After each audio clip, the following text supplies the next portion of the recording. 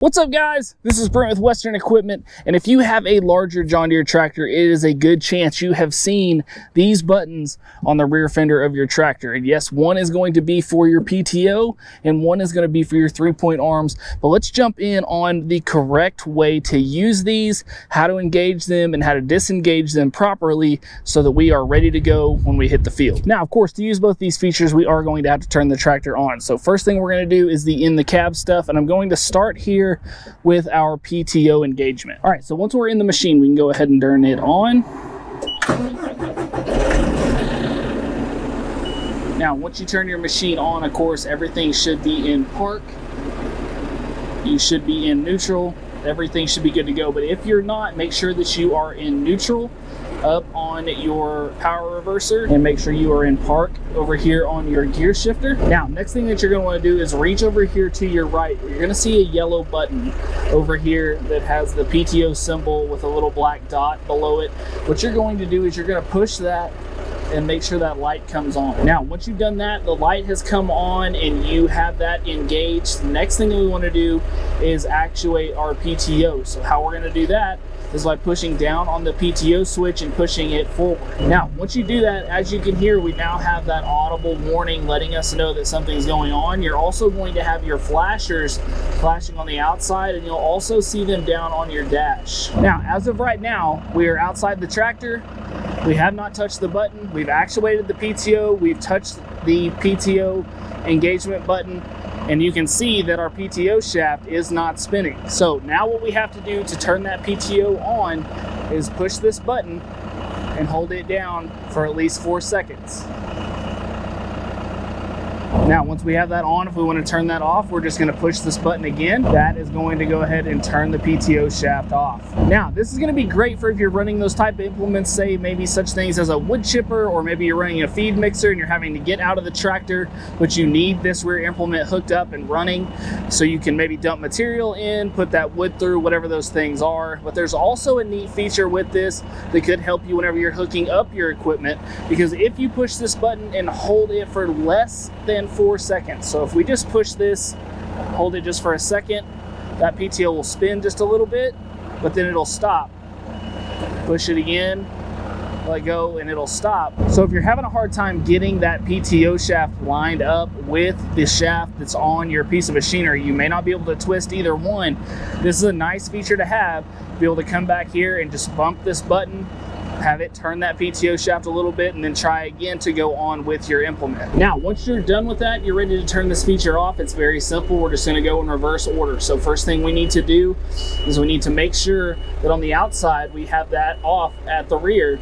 Then next we're going to go back to our PTO switch, turn it off. That's going to turn off all of the flashers and also that audible sound that you could hear letting you know that that's on. And then next we need to go ahead and click our yellow button back here that is for that PTO engagement. And then just like that, you're good to go on the PTO. Now, as far as using our three-point arm raise and lower, that's all going to be done outside the tractor until we're ready to deactivate it. So once again, we have to have the tractor on. We'll go ahead and hop out, go and use those buttons, and then come back in and show you how to deactivate that once you're done. Now, once again, this is going to be a feature that's great for whenever you're hooking up those rear implements to help you so you're not having to get out, get back in, get out, get back in the tractor. You can do most of everything you need to do from back here. So very simply, we have 2 buttons here on the rear, and they are labeled. They show those 3-point arms. The bottom one is going to be for down, top one is going to be for up. Right now we're in the all the way up position, so I'm going to go ahead and push that down button as they're going to slowly start to go down. And they are meant to go slow like that just to make sure that you're getting that precise. And as soon as you let off, they'll stop. And push it again to let them go down some more. Let off again, they'll stop. And then if we need to go up, same thing. We're just going to push in on that top button. It's going to raise those up. We let off, they'll stop. Push in some more, go ahead and raise those up. And we're going to go ahead and raise that all the way to the top.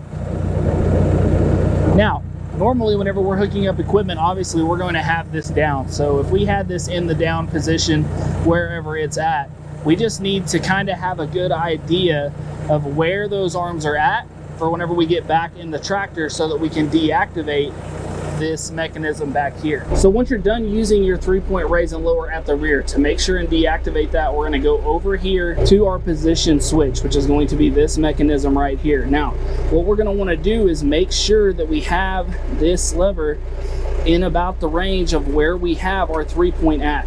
So right now we know we have it at the very top, so we're going to have it here at the top as if it were raised all the way up. And then to deactivate that, we're going to hit these buttons over here on the side, which are our quick raise and lower. So these buttons on the side, we're going to hit those. We'll hit the down one. And then we can go ahead and use our lever here. And you can see as I'm using that lever, now we're back to using our raise and lower that is here in the cab. So just like that, guys, you can now use those two features on the back fender of your tractor that you've been thinking about using but maybe haven't talked about using. Now you know how to do it. I hope you liked this video. I hope it helped you out. If it did, we just ask you to hit that like button and subscribe to the channel. Also, guys, if you are looking for more videos like this or other videos just about John Deere equipment in general, make sure to check out the rest of the videos on the channel. And as always, guys, thanks for watching. We'll see you next time. Hey guys, make sure to check out this cool video and this one. Buy your parts right up here and subscribe right here.